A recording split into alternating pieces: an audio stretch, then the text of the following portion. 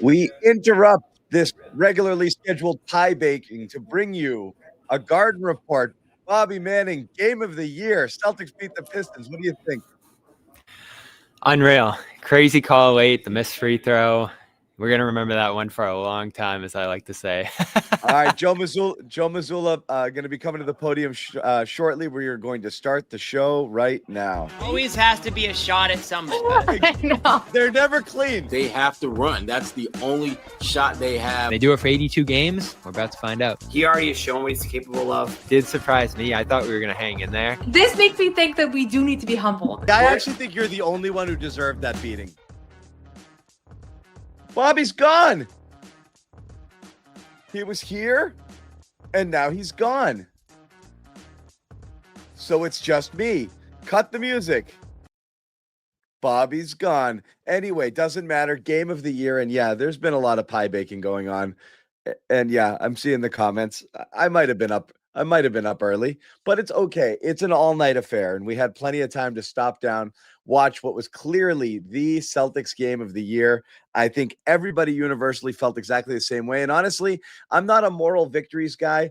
Had they lost this one, certainly didn't want to see them lose it the way it almost went down with that foul call at the 3-point line, at half court, and being awarded the 3 free throws, and Bobby's still trying to get in here. And that's, we'll get to him when we get to him.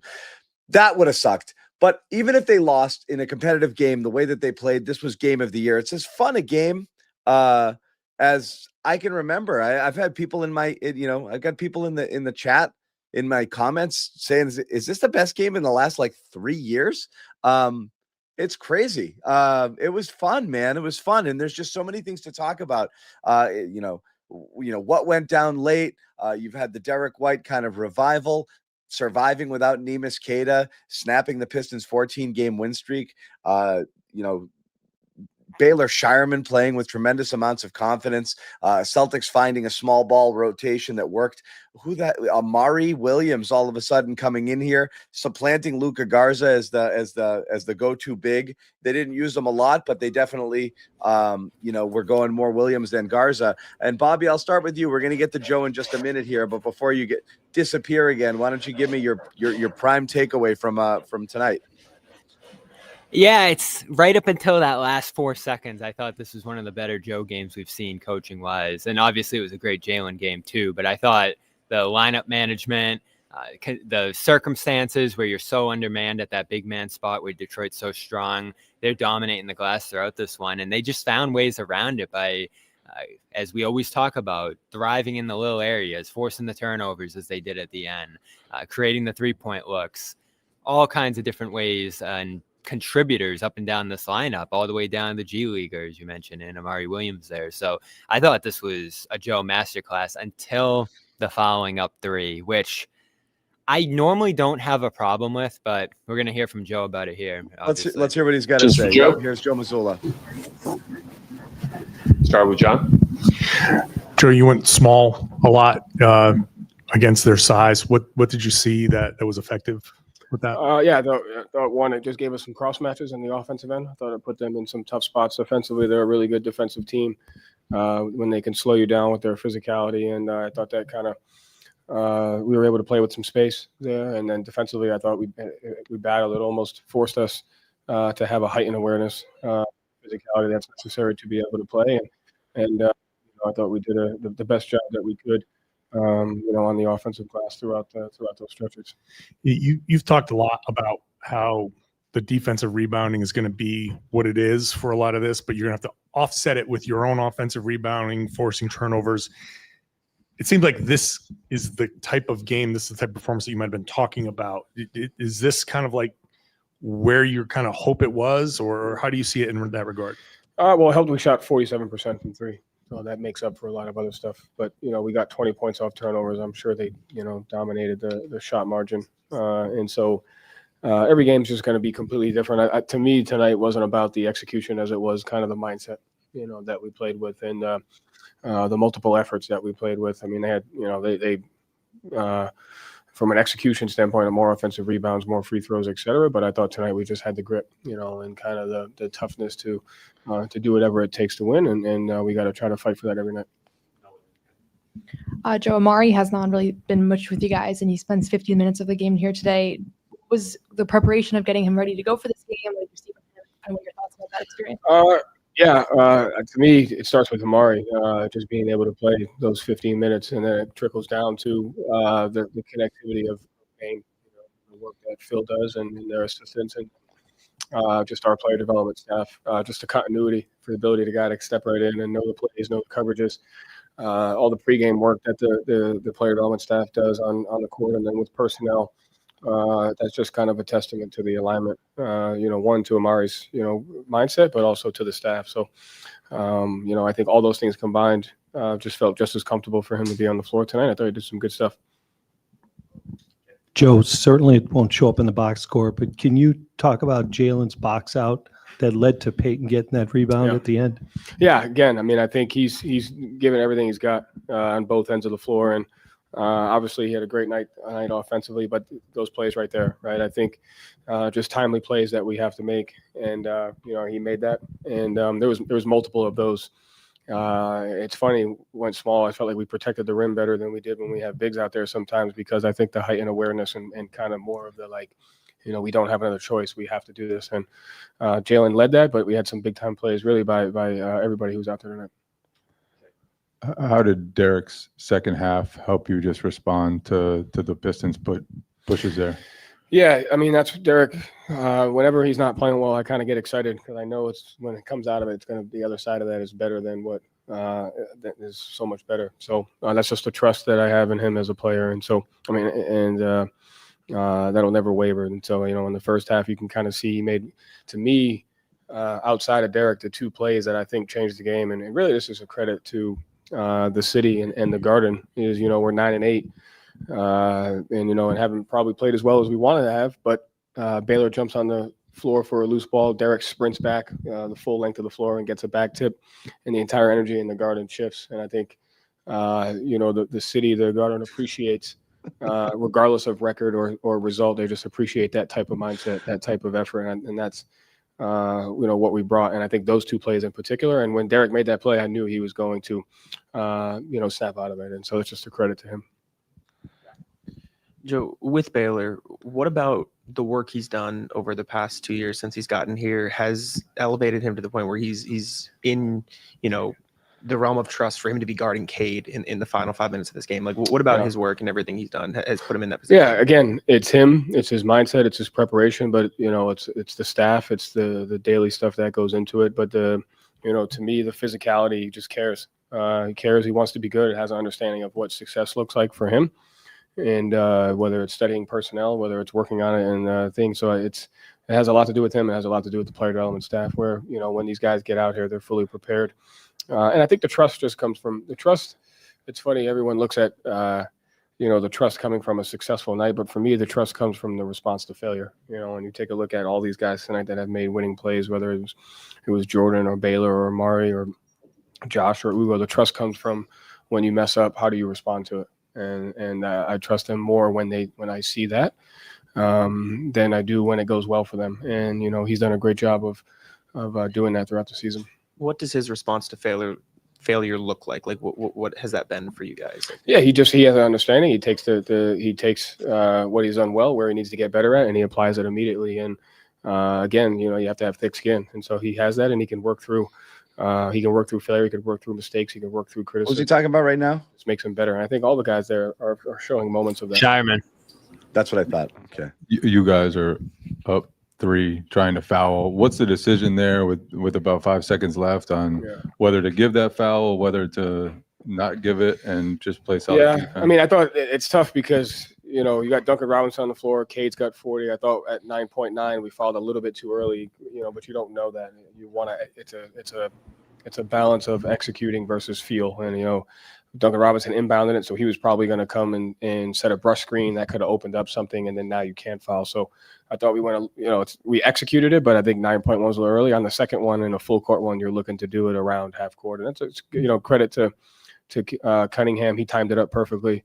But there's no right answer there. It's just we have to just have the feel for it. What's funny is we didn't do it in a full court setting against the Clippers, and Harden gets a shot off. So that is, that's just the epitome of the late game is kind of a crapshoot in some senses, Final couple questions, Gary, and then John.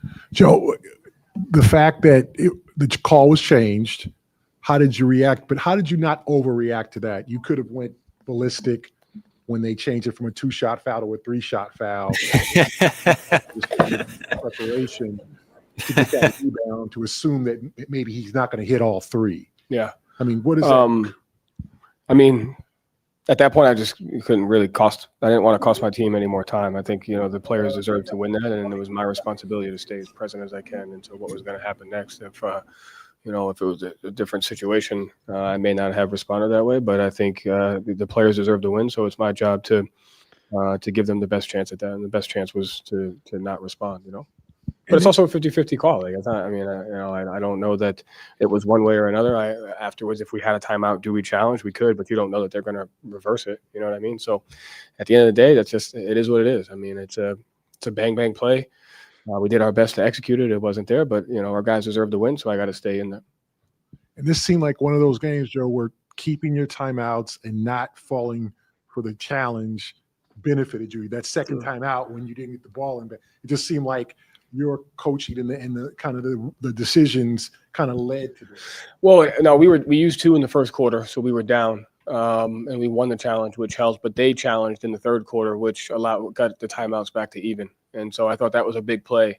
They challenged, and it was not a point. It wasn't worth points. It was just worth a possession. But they used both mandatories at that time, and then that got the timeouts back to even. And then we were able kind of to execute throughout there. But that swing from us using both in the first and them challenging on a mandatory to get the possession brought that back to even, and then we were able to kind of execute through there. But I thought it had more to do with just kind of our guys, the mindset and the physicality and just the grit that they play with. And like I said, I want to thank the Garden for that, because they just appreciate great basketball. And I told the guys that, like, at the end of the day, we just have to try to do that every single night. The result obviously matters, but we're in a place where they just appreciate, the grit and the toughness. And I thought we exemplified that. And that's the standard that we have to try to work through every night. Joe, you talk about that grit and all that stuff. You coming off 2 games, a loss to Brooklyn, which is disappointing, a win against Orlando where there was that huge comeback and it kind of feels deflating. Then you come into this game and these guys kind of put it all out there. They were fighting. What does it say about them? And how do you get to that point where it's like you put that behind you and focus on this and stay present, like you said? No, I think that's the challenge of the regular season, is how many of the 82 can you be the best version of yourself? And then of the 48-minute games, how many of those minutes can you be at your best? And that's just the challenge, right? And the guys have it in them.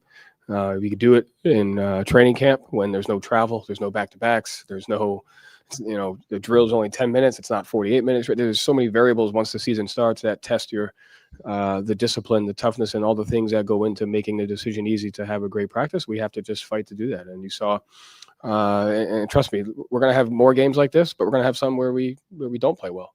But over the course of 82, we just have to fight to be as consistent as we can in the things, in the best version of ourselves, which I thought was out of 48 minutes we played, about 40 of that tonight. Thanks. And there you have it, Joe Mazzulla, on what again is probably the Celtics win of the year and the game of the year. Great stuff from Joe there. Yeah. Yeah. That was good. I thought that was his best press conference of the year. I thought it was even keeled, informative, and honest. I loved him saying that he doesn't even know whether they would have been able to overturn that Cade foul call there. Love the explanation on how they're fouling in those situations. He does bring up a good point that they didn't foul against the Clippers at the end of that game, and Harden got a clean 3-point shot off. How do you play it? It is a feel thing. It's a feel thing. You have to put trust in the players, right? Just don't screw it up. My philosophy would be foul every time, but you have to trust your players to not ever have it be close. And if you can't trust them, and that's how you have to play it. Strategically it's the right thing to do, but it is dangerous. But here's the because downside. Yeah, it's dangerous, especially when they know you're going to do it. And on the first foul, Cade was pulling up. That was a close one too. They knew it was coming, and he was able to, pull up and try to get a shot off in that situation. They put that one on the floor quickly. Good execution in that spot, I thought, even though Joe, as he mentioned there, felt like they gave, left too much time on the clock.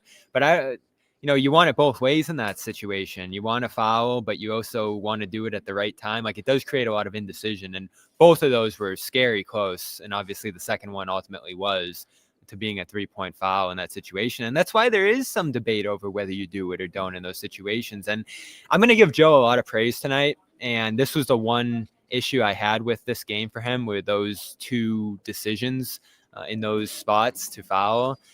But I like the explanation, and I like the honesty about that situation and how difficult it is. So, I'll give him a pass on that. And this game was phenomenal by him. It's just brilliant.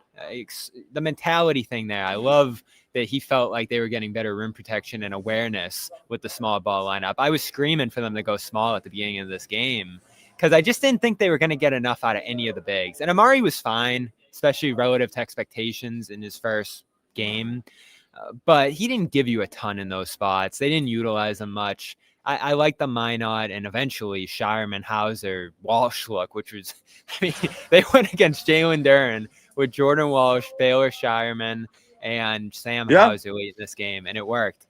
So credit to Joe. Bobby, this was a hell of a coaching performance. You know me, Bobby. I mean, for years I've been clamoring for this. I want to see the Celtics when they were healthy, and the previous iterations of this team. I wanted to see small ball lineups with Tatum at the 5, Tatum 5, Jalen 4, put 3 guards out there, and then just go, Golden State Warrior style, just play it, make them. And I've always said, if you have strength, make teams adjust to you rather than have to match up other people.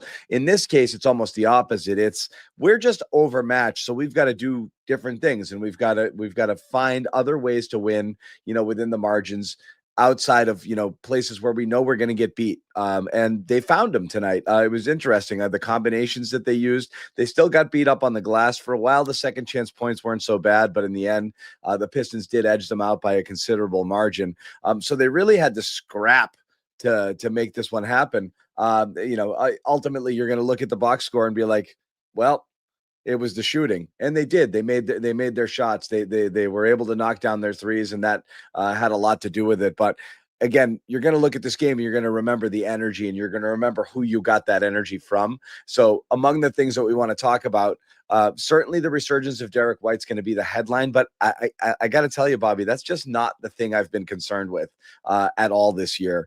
I don't think he's a worse player. I think that there's a burden on him to score more, which is harder. So he's going to have to work harder for his points. But I didn't think he became a bad player overnight. I never really got super concerned with the Derek White situation. But I do think there's just interesting revelations here in terms of who's useful and how on this team. And look at a couple of guys we had written off for dead. Okay. We wrote Jordan Walsh off for dead at the beginning of the year. Useless, out of the rotation, won't be playing at all, passed by other people, DNPCD to start the year. Starting lineup, and he hasn't given it away since he's jumped in there, made huge plays down the stretch. That steal, the defense on Cade Cunningham late, and Derek White coming over and the double, and he turns it over. Critical play in this game. He didn't get a great whistle, but he was competitive with him all night long, I thought. And then Baylor Shireman, where the hell does that come from? Shireman, I think he played 31 minutes tonight. Yeah, right. 30 minutes. 30 minutes. They cut off the two. Yeah, they cut off the 2 guard lineups and they went 3 wings to have more size on the floor. Exactly, and that's what they did. When you go small, you can't do 3 guard lineups, so you got to play more wings. And a guy like Shireman's going to step up. Hauser, his minutes went up, but I mean, again, I think people wrongly would call Shireman the Hauser clone or the Hauser replacement because their games are totally different. But they do play the same position, and the fact that Baylor Shireman's playing 30 minutes and Sam Hauser is playing 17 tells you something in terms of trust. Yeah, and also I think position and skill set, you do get a little bit of playmaking with Shireman, which is what I keep stressing. Sure. And I love that Joe gave him the shout out for the dive on the floor there in the moment that was in the Garden, because I do think that was the loudest moment here this season when The behind the back. the behind the back, which they screwed up on the other end. But I know. still a great Too bad play. they couldn't close that out because that was a great highlight. That's play of the year if they finish that off. But he's versatile, and I feel like in the pockets they've put him in, it's been those situations we talk about all the time where it's a shot or two deciding whether he has a good or bad game. But he's been able to do decent stuff in those minutes. The defensive numbers for him this year are great. Obviously, he survived in this game outside of the fouling without major issues, and that's going to determine whether he can get into games consistently or not, because I do feel like for some of the good moments he had last year, the defense was rough. And I almost felt like coming out of that rookie season that he was going to be a guy that you had to hide on that end of the floor. But they switched a lot tonight. Like, they put guys in positions against Detroit's bigger players where they had to guard up. They probably didn't have a choice. That was the story of this game, is they didn't have a choice except to do what they did here. Maybe Williams aside, but we can get to him in a little bit. I know these little chirpy fans want to say it, but you have to get used to the fact that I'm going to call it how I see it. This was the first game all year long that I thought mattered in terms of the competition, who they play. I'm serious. You remember that stretch? Take a look was it last year or 2 years ago, Bobby, that like the Celtics went like 30 games in a row and you're like, nothing here matters. Like the results didn't matter. Like, no, they didn't. You knew they were going to the playoffs. You knew they were going to be a top seed. I think it was the championship year. And it was like, it's impossible to gauge how they're going to be in the playoffs. They're playing crap opponents who were missing players, and they're just rolling up wins. And the one seed was that no game had any. Here's why I disagree on that comparison, because we knew who that Celtics team was. No, what I'm saying is, I've yet to know who they are off of any game really this year, except for this one. Well, right? Are you willing to accept this? Because we left open the possibility that they were going to be bad this year. Have we at least learned that they're not a bad team? No. I'll put it this way. I don't know if they're. I would say.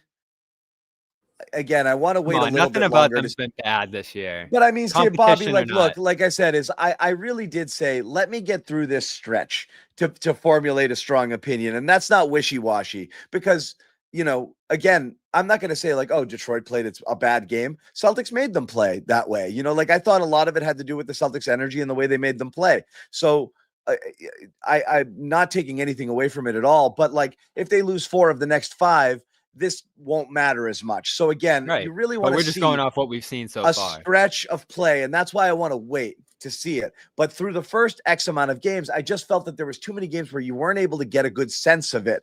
The one thing you got a good sense of clearly early is that they're going to try really hard, and that's going to be good enough to win you a lot of games against a lot of teams, certainly in the Eastern Conference. So the fact that middle class is so big. Then early on, I think just effort alone that Joe was getting them to play and some contributions from guys you didn't know if they would be flat out zeros raised the bar beyond the lowest level we had it set, which was like, are we really starting Keita and counting on Minot for minutes? That could have gone horribly wrong. So I absolutely agree, Bobby, that like the lowest, like how low can you go? They've cleared that bar, and I don't think they can get there. I don't think they can. They'll never be as bad as we thought the worst case scenario was. Assuming remember the 0-3 start. Yeah, assuming full health, I don't think they can be as bad as the worst fears that people had, myself included. And again, I put them at 38 wins, like close to 500, and that was factoring in maybe having because they don't have a lot of depth. You lose a player for a little stretch of time, it's going to be harder to win. But shit, man, they won without Keita. He's not your best player, but he's one of your more critical ones because you don't have anybody. Yeah, he's one of your more irreplaceable players. No, and the Celtics even said it at who practice can do what he does. Yeah, Derek said it at practice yesterday. He goes, "We don't have anyone who can replicate what he does out there." And Bobby what they didn't have tried to 54 wins. Bobby had like 44 wins or 45. 48, 45, something like that. 45. I had 38. Jimmy had the low. Jimmy was 35. Yeah, and listen, we described. I was talking to someone about this the other day, John. It's so funny how much we've argued and disagreed when we pretty much looked at the season, give or take a handful of games, the same way. Like, they're going to be floating around 500. They're going to be battling. There's going to be huge challenges for them to remain competitive. And that's what the season's been. Like, they've found a lot of solutions. Every time they found one, it feels like another hole opens up that they have to plug. But they're moving fast to fix that when it happens. And that's another thing I'll give Joe credit for here in this game in particular. How quick were those subs flying, John? It's like, oh, Duran's in. Here comes Williams. Oh, he's off the floor. Small ball again. Like, they were constantly changing. Yeah, what they had he's out coaching there. his ass off. There were stretches where Minot was effective here. The second he went sideways, they got him right off the floor. I mean, the changes throughout this game, the adjustments were constant. And it's the attention to detail. It's the intuitiveness of Missoula that I feel like he doesn't get enough credit for. Like, he's on top of things. And yes, I will say again that they've had terrific. They've had so far, Keita being the first blemish. They've had some good injury luck. You've seen a lot of other teams losing critical players for long stretches. The Celtics would have a very difficult time coming back from something like that. So again, all things considered, the way that it's gone, but again, you don't know how it's going to go the rest of the way. But certainly the floor has been raised. I would think, that for sure. I'll say at least that. I don't know how good they can be, but the floor has been raised, because I did think that the floor was a low 30s win team potentially. And it feels like that's out the window, barring something catastrophic at this point. Anyway, it's not going to be a super long show. We do want to warn you guys in advance, but we're going to hang around here and get to some more guys over at the podium for sure. We want to give a quick shout out to one of our sponsors, and that's our pals over at Prize Picks. Download the Prize Picks app. Use code CLNS to get 50 in your lineups after you play your first $5 lineup. And you guys know the deal by now.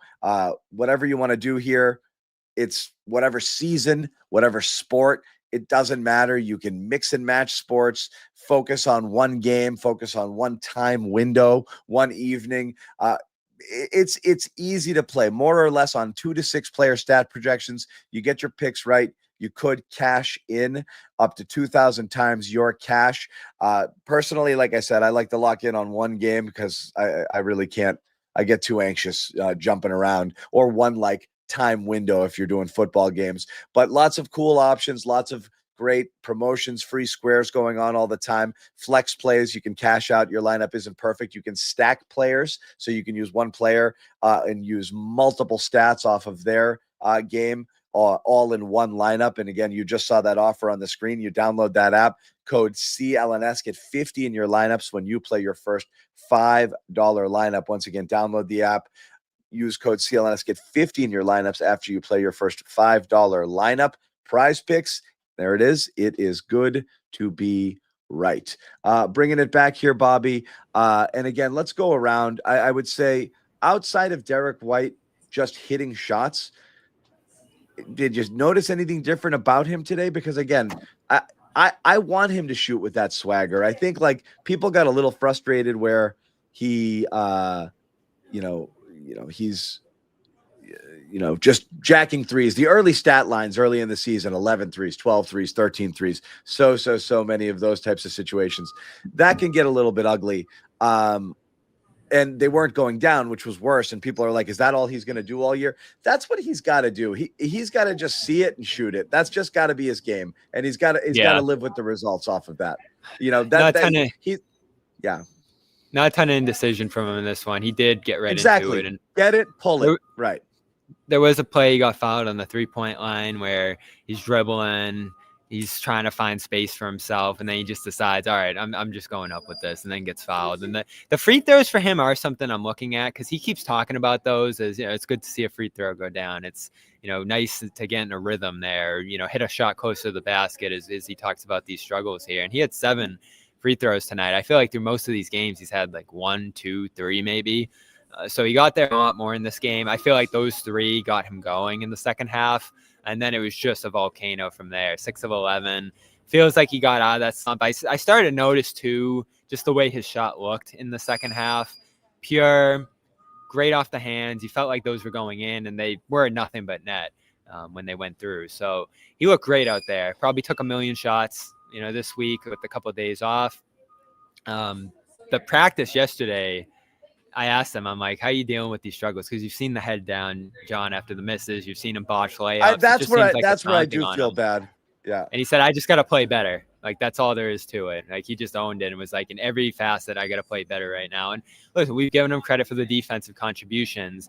But when you're shooting 35% from the field and 30% from three, like he was to start this year, that's canceling out a lot of the stuff that's going on in the offensive end, particularly when this team's counting on you to be great. Like, they're not saying, if White's fine, we'll be good. He needs to be great for this team to be the best version of itself. And he hasn't been close to that on the offensive side. Now, I like the playmaking. I've liked the aggressiveness. I like that they've continued to involve him over this stretch. But it's not just make miss. We obviously know that, as we've had that discussion a million times with Tatum, John. But you can't make no shots. And that's where he was for a little while there. And this could be the start of something. Obviously, they have a couple of days off after this, so won't immediately carry over to another game. But I feel like this was the purest his shot looked all season. It looked great off the release. Yeah, it did. And it did. It looked like old Derek White. And again, you see that. And then the you're defensive like, okay. stop at the end. Yeah, I mean, and then again, he does everything. He's doing all that little stuff all game long. So again, I've had no concerns over White. Bobby, pop quiz. Who led the team in plus minus today? Oh, great question. Who was it? Was it Williams? Anthony Simons. That's bogus. What did he play? 3 minutes?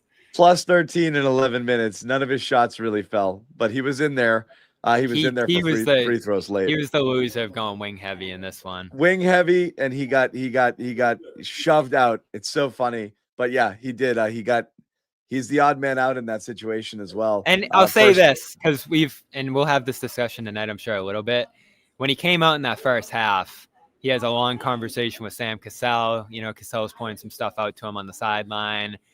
Have a little embrace. Simons is nodding. Like, you can tell when we talk about buy-in, John, this is a guy who might, given the contract situation, given his role where it is compared to last year, this is the guy who could veer off the path, right? And all of the comments he's made, all the stuff we see of him, even just his engagement on the court, he's hanging in there. And you do have concerns about where the season's heading for him as his role becomes more diminished. But he's embracing the tough coaching, feels like he's solid with Joe. They've been realistic about what the role is going to be like for him. And he said it's challenging after last game, but he's hanging in there. And that's important because right now they need everybody. Like Joe keeps saying it. That's how they've coached. That's how it's been through all these different games. They've had games where he's been crucial and important. Yeah. Brooklyn here, the Orlando games. Tonight wasn't that night, and I think he understands that. Yep, no doubt. We do want to tell you we have one little programming situation. We have a Black Friday sale on our Garden Report merch, not programming, but a CLNS update. If you use the code Black Friday, you go to shop.clnsmedia.com. It's all there. You want your hard hat? This is the epitome of a hard hat win. You know what's ridiculous is I don't have one. Jimmy didn't give me a hard hat. So I'd be wearing it. I would have worn it tonight, but I don't have a hard hat, and this was an absolute hard hat win. You want to get yours? Go for it. 30% off right now.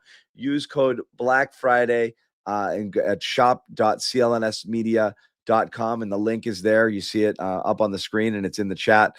Go check it out. Grab some CLNS merch if you want it, and 30% off Black Friday sale. It is yours for the taking. We are still waiting for other guys to hit the podium here as the Celtics win again the game of the year, Bobby, without question, defeating the Detroit Pistons, snapping a 14-game win streak. I'll ask you outright. I know, like, they'd been playing really well, but after watching them today, are you like, I don't see it? Or do you see why they've been as good as they've been? I think they look great, and because they have a lot going for them. great's relative in the East, right? We've seen a lot of crap teams so far. My thought watching this game, and I'm biased, right? This is one of my favorite teams in the league to watch over the last couple of years. I love Cade. What a killer moment for him after a 40-point game to miss the game time free throw here. But they looked like the highest level team we've seen to begin this year. I like Duren. Watching the Celtics. Duren's the favorite right now for most improved player. Thompson's figuring out his role as he gets deeper into his career right now. He's got to find some offense if he's going to keep starting, though, because right now he's just a defensive guy. Yeah, and they have a lot of guys like that. Stort's not giving you a ton of offense. It's more the rebounding and size with him. LeVert's an awkward fit there to some degree, but they need a guy who can create his own shot. Holland's in that department too, so doesn't have a super formulate offensive game, and that's who they are as a team. They're middle of the pack offense. They're great. You're telling me this is a team that could use an Anthony Simons? Interesting, right? Because we've made the Schroeder comparison a lot, and they went out and got him last year, and he fit great there. So that's been, would you take back Harris LeVert? I don't know, but I'd have to do my trade machine magic to see if there's something there. I mean, they are intriguing without doing any of the math, and obviously Malik Beasley was crucial to what they were doing last year. And I'm actually surprised that they're number one in the East, because I thought they'd take a step back as they try to figure out, what they're going to be without Beasley, who obviously Cade's the guy who makes everything go there. But Beasley was their heart and soul in many ways before the, gambling allegations. But it's a tricky thing right now with them. They're obviously not in a league of their own. They've separated themselves a little bit with this win streak. Now, how do they handle this after, losing it? It's going to be a packed standing in the East for pretty much the whole season. I don't see anyone separating themselves, but if we're talking about teams we see going to the finals out of the East, it's them. I don't know if I believe in the Raptors yet, who are number 2. No, but I like them. What's interesting, Bobby, when we look up and down those standings, just everyone, you do your projections on who you think is going to be good. I'll say right now, and again, it's early, but you had the Celtics ahead or equal to Detroit, Toronto, Miami, and Atlanta, who are all ahead of them. And other teams that we thought might be a little bit better have fallen off or are kind of in that mix with Boston. So it really is going to be interesting how this works here, because again, I don't you assume a couple of teams will break from the pack, but I get the feeling that 4 through 9 is going to be pretty tightly packed for a lot of the year. So again, a lot of different things can happen here. And that's why I believe in the Celtics, John. It's the conversation we've had going back to the preseason. The East is not great. Yeah. We are seeing Derek White coming to the podium. Derek White bounce back game. Here he goes. Questions?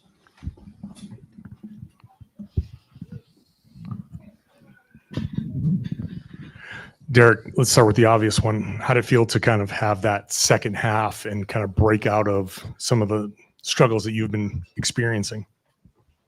It felt good. It felt real good. Just feels good to help the team win, honestly. Yeah, it's good to see some go in finally and then just roll from there.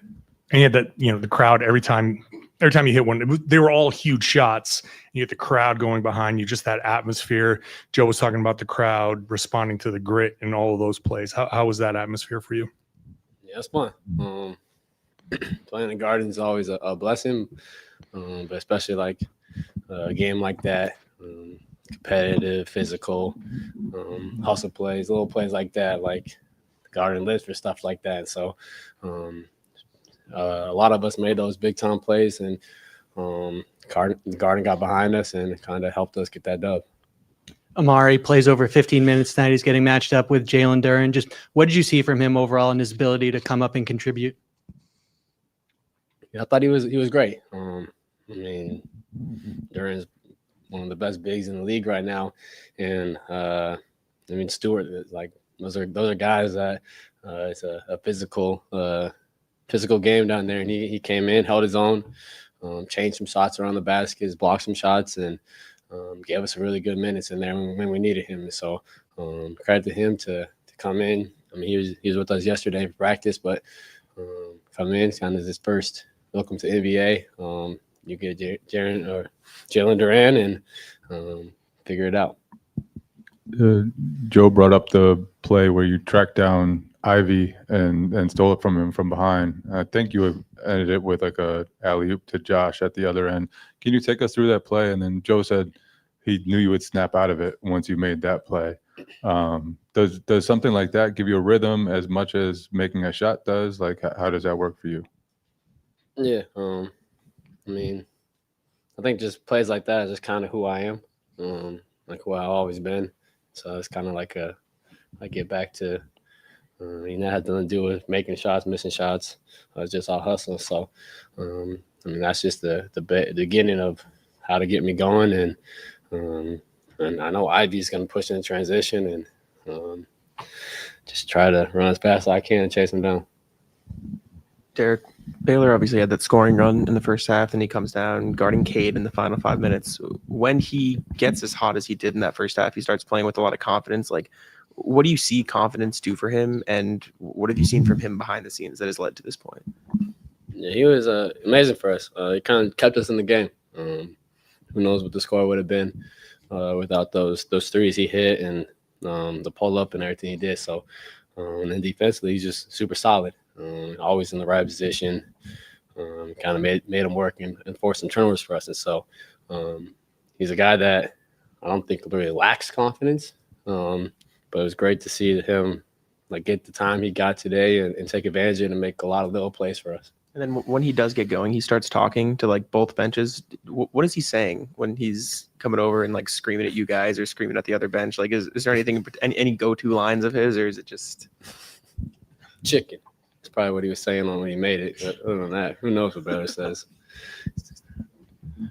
Derek, you guys obviously went small for a huge chunk of that game without Nimi.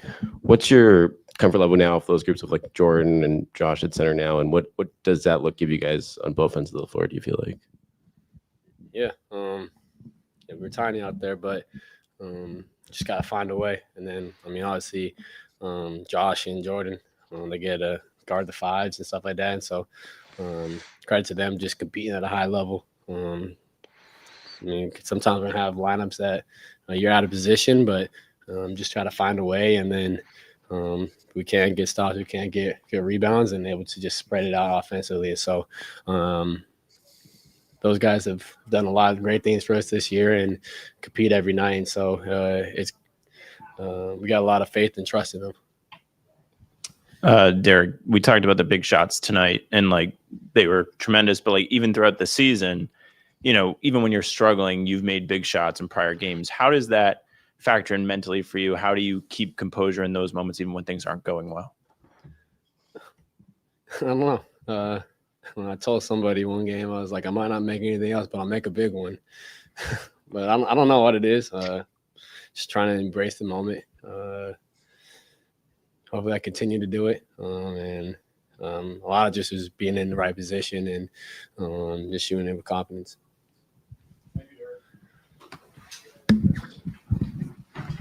Derek White wasn't worried. Bobby Manning, I wasn't worried. He's gonna play. I get a little worried. I get a little worried about slumps as they Look, drag I on. don't. It's not the slumps. It's the thing we talked about, which I think is legit. You know, everybody having to play up and new role. If there's too much of a burden, right? Like I said, you know, we've said this all year. Jaylen Brown is used to being a guy who just give me the ball and I'm going to try to score. You know, Derek White has always been a 3 or a 4, you know, option, and he's benefited from the gravity of some of the players around him. Certainly, you know, when he's been with the Celtics. So that's a different adjustment for him, having a little bit more defensive attention and being relied upon to score. It's Derek White scoring games, even though he, you know, was scoring with good with consistency, were bonuses, and it wasn't necessary. Meaning Derek White could have could go for 7 points one night on 1 for 8 from 3. Do all of the little things needed to win, and other people could carry the load. You can't do that as much here. So when they lose and he shoots poorly, I think it's magnified. But I think you go back and you look at him last year, there's plenty of times where he wasn't putting up big numbers because he just wasn't relied upon to do so. So, you know, and I feel bad because like you like to think of a guy like Derek White is, you know, a rock out there, right? He does the right thing so often, and you know, he's poised and he's smart just a great all around player. But you absolutely see it weighing on him. The body language is crazy when he's missing his shots or when he has a bad turnover. He'll just drop his shoulders and he gets really bummed out. And it does affect him. Other aspects of his game as well. So rough start for White to the season. So even though I wasn't super worried, I'm at least relieved that he kind of gets it off his chest a little bit and has one of these types of games.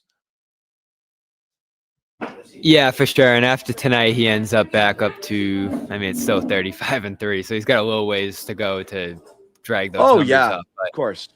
But it's a good start here. And again, the fact that the shot looked pure, there's another 3. He ends up hitting 6 in this one, but he pretty much had a 7th that was down and rolled out. So it was looking awesome throughout that second half. And obviously he did pretty much all his work after halftime in this one. So that's impressive too, that he got off to a slow start here and turned it around in just a half when they needed it. Crunch time win for this team. They haven't been good in that department either. I think that's worth mentioning that they get it done there, despite some execution hang-ups you can have about the final 2 defensive possessions there. So it's always going to be scary. I love it. Do you agree with Joe calling crunch time a crapshoot? He always says it. He always says it's just 10 possessions. There's other possessions in a game that matter just as much at the end of quarters, end of a half. I do feel like crunch time should matter and should be discussed when it's swaying a team's results as it has this team. I mean, look, if you have one of those games where you go like 3 minutes and 30 seconds without a field goal, or you're clearly trying to do something but executing poorly, you're fouling on defense, the offense stagnates, you're playing iso ball, that's a breakdown. So it's not just, we just played basketball the way we always played, and just some of the things that we were doing earlier didn't happen late, shrug your shoulders and move on. No, it changes. It absolutely changes. And you've seen them change. And, some of our greatest frustration with Celtics teams in the past, and a lot of them have been Tatum centric, fair or not fair, is the ball would stick on offense. So they would go into a prevent defense with a big lead and kind of milk the clock and, and stop running their offense and get, worse quality shots or just settle for the first open 3 or whatever it is that they would get. That's a failure. That's a failure when you're up and you're letting another team and you're not getting stops or you're fouling and you're not playing the same type of defense. That's an absolute failure. Couple things we want to talk about before we bring Noah on to the show. I did want to ask, because Bobby, I don't want to be the guy who's starting this conversation because everyone assumes I have some sort of agenda, but you kept texting me that you thought I think somebody took pictures of it. Jalen was trying to stretch out a little bit. And it looked like, you said it looked like he was kind of fiddling with his leg or his hamstring. He looked like he was tight and struggling a little bit. Is that true? He stretches on the sideline often, when he's out of the game. He's taking his fourth quarter break there, and it did seem like he was getting into it more intensely than he would normally in those situations. And then once he checked in with about 8 minutes left out of a timeout, was jumping around, still saw him stretching it more. And then there was a rebound that bounced over near their bench that he chased down, and you could see him grimace a little bit in my view when he was chasing that down and had to stop short just in front of the Celtics bench there.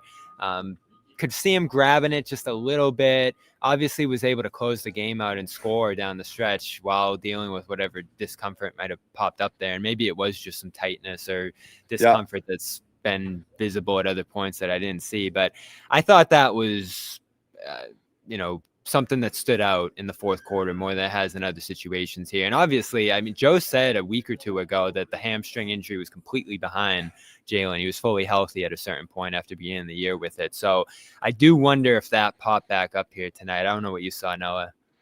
Before Noah goes, I have to say, what are you smiling about, Noah?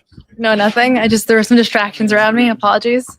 Oh, no, it's all good. I do have to say that I have to bail. Bobby and Noah are going to take you the rest of the way. John's going to cook some pies. I won't take it personal, John. May there be many pies in your future. Celtics win of the year. And I'll let you guys take it from here.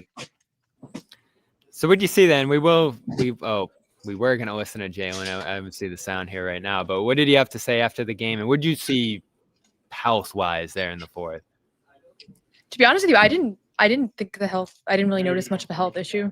Like, I thought that he had some takes that maybe he was seeking contact out too much, or he just wasn't getting calls. Maybe it was just bad calls, but he stretches so much on the sideline. Like, he's been doing those hamstring stretches since I started covering this team. Like, that's been a pretty staple scene on the sideline. So it's kind of like the back heater that Baylor and Sam and guys have. Like, it's nothing that stood out to me. It was a physical game. He took a lot of falls. He said he was going to feel it. Like, I think he said it was just like, this is kind of how these games go. But on the injury front, yeah, I did not have any antennas up.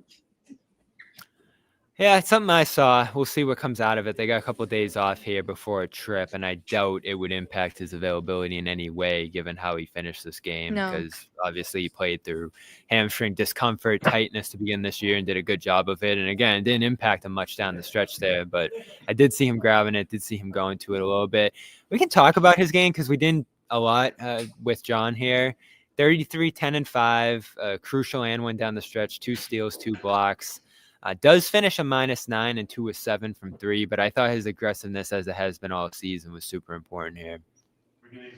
Yeah, to me, the way I kind of look at a game like that is, obviously it was not his night from a shooting efficiency standpoint. He's been really efficient all year, and tonight he was 12 of 31. And he had some, I do think there were some missed calls. I think there were some where maybe he prioritized getting contact over finishing. I don't really know, but He's running into a brick wall of defenders. Yeah. Sometimes the box score sometimes the efficiency and all that, like, it's not the bottom line. And like, this to me was like a gutsy Jalen game. Like, he had a lot of big plays. He made a lot of important things happen. I mean, the 10 rebounds, every rebound in this game was massive, right? He was the leading rebounder in a game where rebounds were going to be hard to come by. So to me, like, it wasn't a great Jalen game by his standards for this season, but he was a part of a lot of winning plays that were very important in this game. So, I feel like Cade Cunningham actually had a game recently where I forget how many shots he took, but it was a ridiculous amount of shots. It might have been in the 40s. And people were kind of talking about how he was not efficient, but sometimes it's just about willing your team to win. And I think he did enough tonight, regardless of kind of the box score has its pros and cons. He had 2 steals, 2 blocks, like, just made things happen. For sure. We can dive through a bunch of players here before we wrap the show. We were talking quite a bit about Derek White, and we just heard from him. Was there anything different in his game that you saw tonight that allowed him to break out of the slump, at least for a game? Yeah, it's just Derek and Baylor are similar in my eyes in the sense that, like, they have to have this like pep in their step when they're playing, and they both had it tonight. Baylor kind of always has it, honestly. It was funny. I asked, I don't know, did you guys play the Baylor sound or no? No. So Baylor, I was asking him about, like, does he ever want to do like the blowing the kisses and the talking trash when it's like not appropriate because they're like down by 30 or that sort of thing? And he was like, yeah, because I think it happened in the Rockets game. And I think Derek has this similar thing where the heat check threes, like he was 3 for 3 from 3 in the fourth quarter, and 2 of them were like kind of heat check threes, right? They're the kind of shot where if you don't know any better, it looks like maybe it's not a good shot. And for Derek, that's a good shot, right? He almost has like a Steph Curry like trigger at times where it's like, what is that? And then it's like, oh, that went in. That was, that's good. And so to me, it's just like when he plays with that joy and that confidence and like with that flow, like, he's just a completely different player. And there have been a lot of games this season where it's like, yeah, he was 2 for 10 or 3 for 14 or whatever else it might be. And like, you could look at the box score and say he just had an off shooting night, but I'm never going to harp on like the shooting numbers. But what I will notice is if a guy like doesn't seem like he has that same like joy and bounce. And I think there have been a lot of moments this season where he hasn't had that. And tonight he obviously had that. And I don't know what comes first, right? Is it the 3 ball falling? Is it getting a steal? He obviously had some big defensive plays in this game. But he was 1000% himself in this one. And you could see it on his body language on the sideline, all of that. I mean, we literally talked about this like a week ago, right? That he didn't have that mojo. And some guys are just like more emotional players and you can just see it on their faces. And he is one of those guys. For sure. We talked a bunch about Derek. We didn't talk much about Amari, and I know that's right up your alley, and you've watched a ton of him to begin this year with the G League team. The numbers have been outstanding up there, so I'm not stunned they went to him here. I did imagine when I saw that he was going to be with the team here that it would probably just be in more of a reserve role. And if guys were in foul trouble or whatever emergency could happen, he'd step in. But they went right to him. He was clearly part of the game plan, as you heard Derek say there. He practiced with the team, so they went into this game saying Amari's going to be part of what we're doing clearly here. They went to him almost immediately in that first time out. And he made some plays. his size definitely impacted Duren, and I think that's what they wanted out of him here. Maybe they didn't want to get him overly involved because it's his first game, but I was pretty stunned at how uninvolved he was offensively, given that he's a hub / passing, facilitating big. They didn't hit him on any rolls. He didn't take a shot, it looks like here. 0 assists. He was mostly just trying to crash and defend a little bit out there and play with some energy, which I guess fine for your debut. But I was pretty baffled by his usage here, even though he did have an impactful game.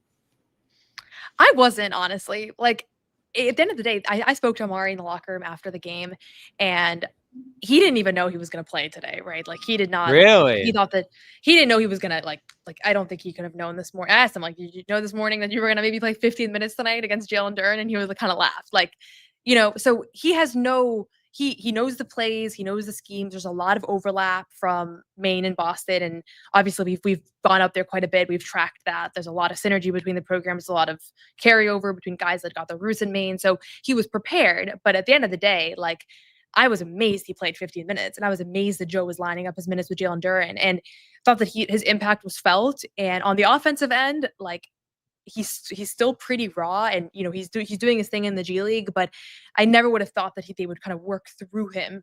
Not that they can't, not that they shouldn't have. Like, maybe it would have benefited them to do a little bit more, because he obviously has a vision for a court vision and ability to pass that we didn't really see much of. There was like 1 or 2 passes where I was like, okay, that's the Amari Williams we know. I think he had a beautiful kind of like hooked pass to a 3-pointer. I forget who it was that shot it, but yeah, this is kind of what this is more than I would have expected to see him. Like, when we were watching him in warm-ups, like, I would not have projected, and I don't think he would have. And as soon as he comes in the first quarter, I was like, oh shit, like, it's going to be that kind of night. Pretty amazing he plays more than Garza and Tillman, certainly, who didn't get into this game. No Boucher here, so I'm surprised to hear he didn't know he was going to play. I know that's how they go about it, but I wonder if he had some sense, or even in the practice yesterday, how he was Well, we'll involved. have a full story on Celtics blog, so you can read his words directly. But yeah. He didn't know. For sure. And I understand that's what they do. But clearly they had a plan for him to get into this game quickly once Garza's minutes didn't go sideways. I mean, they just didn't give Garza much runway here. The first half stint I didn't think was a disaster. The second half stint was a little worse, but it was pretty short too. They start Garza in this one, but it looked like the plan, or at least the adjustment, was to get away from him pretty quickly here. Yeah, and I don't know how much Joe thought he was gonna see of Luka Garza this morning. Like, I'm always curious with this kind of stuff. Like, Joe had to guess 5 hours ago, like, was Amari Williams going to play more minutes than Luka Garza? Like, did he know and just doesn't want to relay that, or is he just kind of a feel for the game? I'm not sure, but they found, to me, the most remarkable part of this game is how much they were able to survive the minutes where they were just the smaller team. And then also, like, I asked Jalen about Amari, and he was like, that was big time. Like, this is a guy who has not been around, right? Like, that was like this is like a primetime game, national game. Obviously, Detroit has one of the best front courts in the NBA. So I think everybody was like really happy with his effort. And yeah, I don't know what the plan was. Like, it was one of the biggest mysteries for us, the lineup decisions and how impulsive they are, how premeditated they are, how much does Joe relate to the players. Yeah, because Joe's not going to talk about it. Yeah, and I think what we've gleaned over the last few years of covering Joe is that players don't really know in advance when they're going to play, and I think the key is to just literally be ready. Like, that's not like the be ready thing is not like just stay a ready. mantra that they say. Like, it's come on, yeah, get it right. Yeah, apologies. But yeah, I liked seeing like Josh. I liked seeing the lineups with Josh and Jordan and Ugo, and just like the chaos that those guys reap. Like, it's really fun to watch. It's from just a basketball standpoint, it's really fun to watch. And there were moments where I was like, yeah, like the vision is just playing out right now in front of us. So one more thing on Amari here, because Keita, he's day-to-day, Joe said before the game, a couple of days off here before the Minnesota-Cleveland back-to-back. There is a chance I think Keita could play in that, because Ryan Kalkbrenner went down with a low-grade sprain too, center, big guy. He got back in 3 days, and it looked, I watched the video earlier today, it looked almost exactly like Keita's ankle turn. Keita's didn't look super serious, and we saw him at practice walking around, not comfortably, a little gingerly, but he wasn't limping. He didn't look super limited in his He was walking movements around fine today. Yeah, and he walked around fine today. So I wouldn't be stunned if Cade is back before long. But let's say he does miss another game here. Was this matchup specific to Detroit, or do you feel like Amari could stay involved here for as long as Cade is out? Yeah, I mean, he'll travel with them, I'm sure, to Minnesota and Cleveland. And, there's, it'll probably be matchup specific a little bit, but, he's a big body. Like, the one thing I'll say is I know his height is not a mystery. Like, I was shocked by how big he He's looked massive. in person. First time we ever Yeah. met him, I couldn't Like, he believe is- how giant he was. Yeah, and honestly, I think I didn't really realize it until tonight. Obviously, I was at Summer League and everything, and I covered him there. But something about seeing him on an NBA court against those bigs, like I was like, okay, he has the NBA body for a center, right? And he has some feel for the game that you can't really teach. So I think he's probably going to get more opportunities these next few games. Like, listen, everybody had their takes on what the Celtics did in the second round of the draft, and should they have taken Kalkbrenner? Should they have taken these other guys? But let me finish my thought. Okay. You're so like premeditatedly upset. I was so Let me- prepared for let you me to go. get carried away. I'm not getting carried away. I'm saying that there is something that they liked about him that made them say, we are comfortable trading down. I haven't really seen that thing yet. Like, I've seen him in Summer League, I've seen him in Maine. He's had good flashes of things, but they've done a good job of finding these kinds of players where maybe at first we don't see the vision and then it clicks, right? Like, a lot of people were really down on Jordan a month ago, and now everybody feels a lot better about Jordan. So there's a reason why they picked Amari Williams. There's a reason why they were comfortable trading down. I'm not saying it was the right decision. I have no idea. We'll see how everybody's career pans out over the next few years. But it's not like this guy, they just picked him off he was just available in the G League pool, and now they're like, they went and drafted this guy, right? They wanted him. Remember? And Phil Pressey said that he's going to be a beast. Like, they said he has a high ceiling, and I think there's a lot of excitement about him in the organization, even if right now he's obviously not a finished product. Yeah, and for people who don't know his story, he grew up in the UK, started basketball pretty late in his life, went to a lower level college and then transferred to Kentucky. So he's pretty early in his development track here. And you can tell with all the work they're putting into him in Maine so far, they're trying to get his screening down. There's a lot of technical things that he's working on that they're trying to use to acclimate him to the system here, because he's great with the ball in his hands. He pretty much was the point guard for Kentucky last year.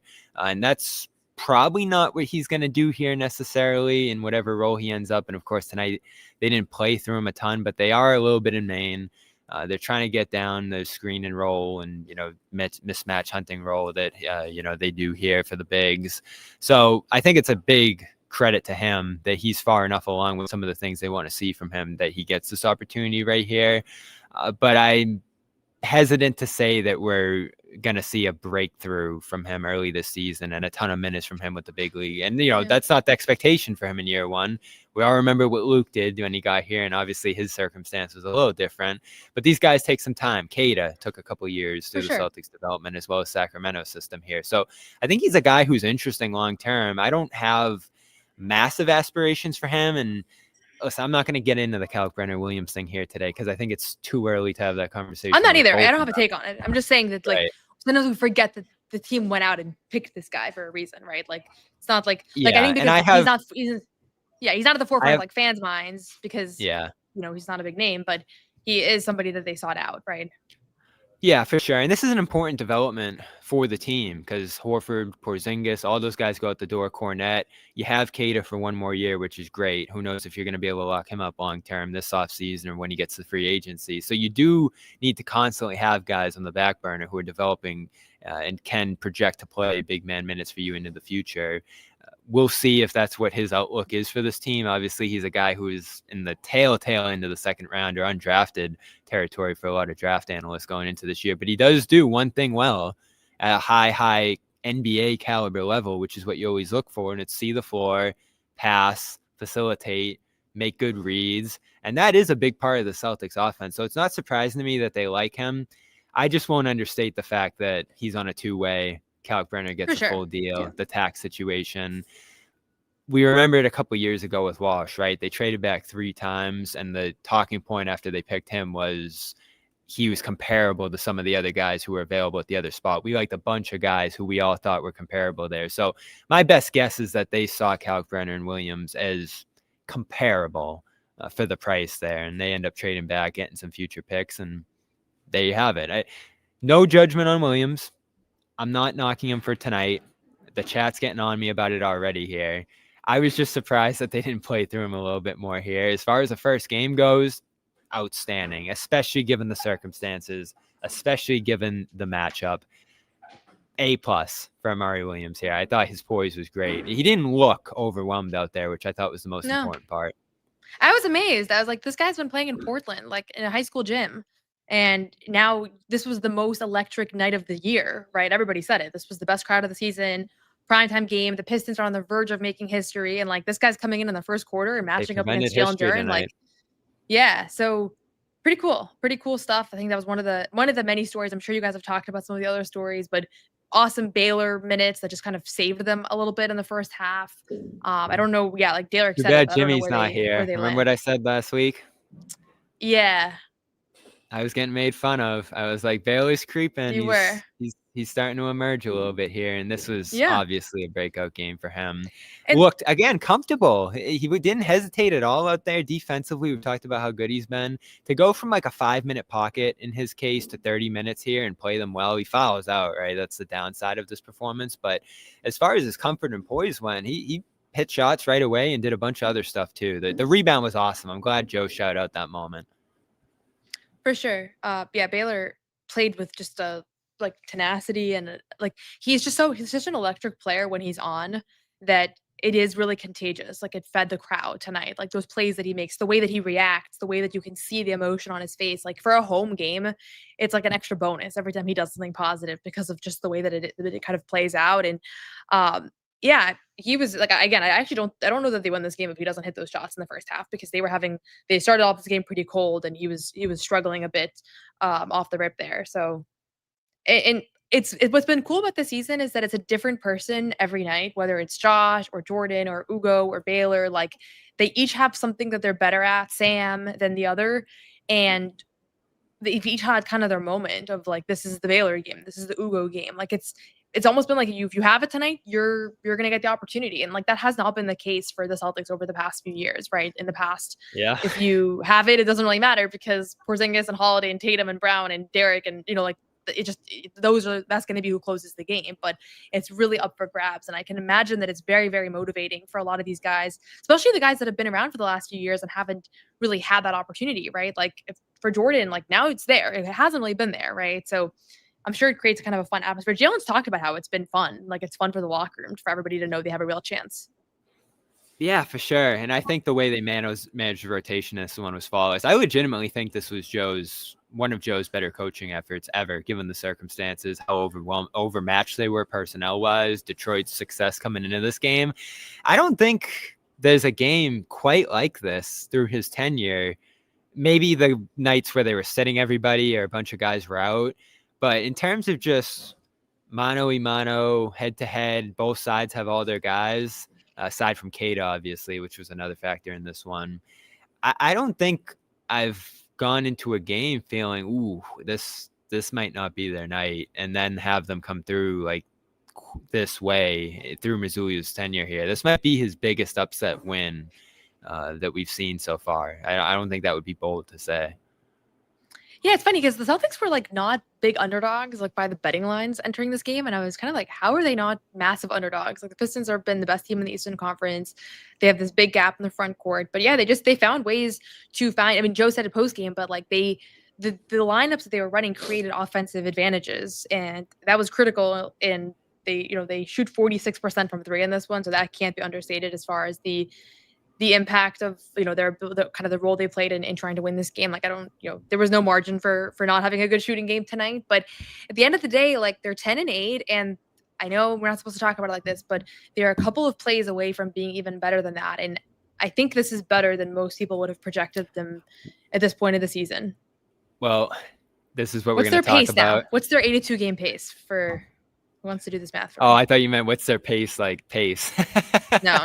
I don't care about that. Yeah, so I'm doing the math. You can figure out the pace. I do want to ask you this. 45.5 game pace. Perfect. That's where we were both floating, more or less. Yeah, and I said that to John earlier. I was like, it's crazy that we keep arguing and keep debating and keep going at each other when we generally have the same view of how the season's going to go here. And I think this was John's message since you weren't on here.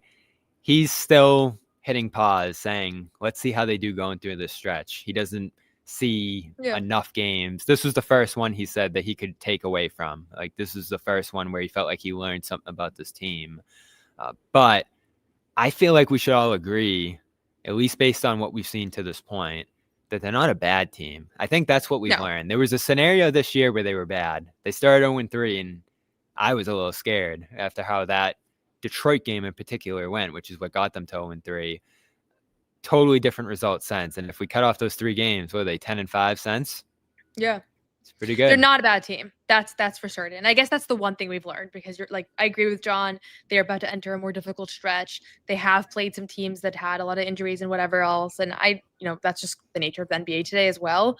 But they've been blown out once this season. It was just the Rockets game, and it was on the second night of a back-to-back. Even the Nets game, even the Knicks game, like, those weren't great games, but they competed and gave themselves a chance with a few minutes to play. So for this team to have been blown out once, they've been in a lot of crunch time games. Sometimes the crunch time execution has left some room to be desired, but like, at the end of the day, that's always how it is. And we talked, like Joe kind of talked about it, but like, they fouled today. It was the wrong decision. They almost made the wrong decision against the What'd you Clippers. think? I don't know. I wish that wasn't an option. I was complaining about this in the presser room before Joe came, but like, I don't think you should be allowed to foul down 3 intentionally when you're in the last possession. Like, that should be a take foul. Like, I think we should just have to guard on that play. But since you can foul, I guess you should. But I hate that play so much that I can't even weigh it on the basketball side. I mean, I come on. I hate it. You can't not weigh in because you hate it. I mean, is it the right play? Like, it wasn't in this case because it was called a shooting foul, right? But maybe a second earlier would have been the right play. Like, it has to be executed really well. And that's why I think it's an interesting I think debate. Joe said it himself. Like, it's kind of 50-50. It depends. It really depends on like the exact circumstances. And I love that response by him, because that's the one. I don't want to see problem I had Cade from him in Cunningham this pull game. up for a 3. Like, he was Yeah. on one. I don't want to see that either. But I don't think you should have the option to consider this. It's a stupid basketball decision. Like, I hate when I watch NBA League Pass and 2 random teams are playing and they're down by 3, and I'm like, let's see if they can hit a game tying 3, and they're like, oh, we're gonna foul down 3 for the next 7 minutes. Like, it's bad for the league. They should change it. But Well, as long as it's a rule, we're going to debate what they should and shouldn't do in those Okay. situations. I have no strong take On the Either way's Celtics fine. post-game show. I don't love the approach of fouling every time in that circumstance, which I'm glad Joe said that there's some feel to it and that there's some leeway. Obviously, they didn't in the Clippers game. Derek said they should have on that shot. And I do think generally it's a smart play, but this is the downside. And on 2 straight plays, they came very close, and obviously did in the second one, to fouling on the 3-point shot there. They got extremely lucky that Cade missed the free throw there. So it's a great win. It's a phenomenal performance. It's obviously the highlight of the season so far. But when it comes to that crunch time conversation, still some execution left to be desired in that circumstance. And the Clippers game too, right? Down the stretch of that one, Harden got a wide open 3-point play to potentially tie that game as well. So they should have won 2 or 3 games late. But with every they negative thing, stole though, 2. they also made a lot of clutch time plays today. Like, Jalen has the big and 1. Derek's- Derek has the clutch 3s, big rebounds. Like, so Derek's stop you're never was gonna awesome. make all the right crunch time plays. Like, there's always gonna be some you mess up. It's just, did you make enough? And I honestly did think Joe they made called enough it a tonight. crapshoot. Obviously, Cade hits that last free throw.